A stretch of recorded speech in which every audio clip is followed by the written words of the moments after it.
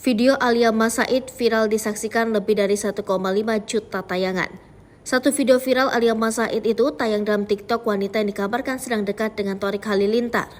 Keberadaan video Alia Mas Said ini membuat dirinya dinilai sudah tidak sabar menikah dengan Thorik Halilintar. Bahkan Alia Mas Said menegaskan pada kolom keterangan video yang sedang viral itu, Alia Mas Said ingin langsung segera ke pelaminan saja. Alhasil nama Alia Mas Said kini tengah ramai disorot lantaran diisukan menjalin hubungan asmara dengan Thorik Halilintar. Bahkan tersebar isu Alia Mas Said akan segera ke pelaminan dengan Thorik.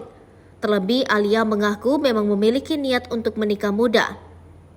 Yang terbaru, Alia kembali disorot setelah membuat konten video TikTok tentang kode untuk cepat dinikahi. Dalam sound TikTok yang digunakan, anak Reza Artamevia ini menolak hubungan yang tak jelas dan ingin segera menikah.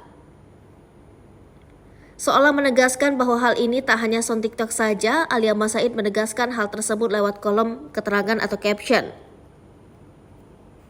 Konten video TikTok itu pun telah disaksikan lebih dari 1,5 juta tayangan. Warganet pun langsung menyerbu kolom komentar unggahan Alia Mas Said.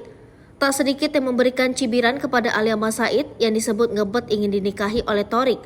Tak hanya itu, momen kebersamaan Alia Mas Said dan Thorik kembali disorot saat hadir di acara Mitoni 7 bulanan Aurel Hermansyah. Potongan video kebersamaan keduanya beredar luas. Warganet justru menilai gerak-gerik Thorik tak nyaman saat berada dekat dengan Alia. Bahkan saat foto bersama Alia Mas Said, ekspresi Thorik dinilai tak ceria.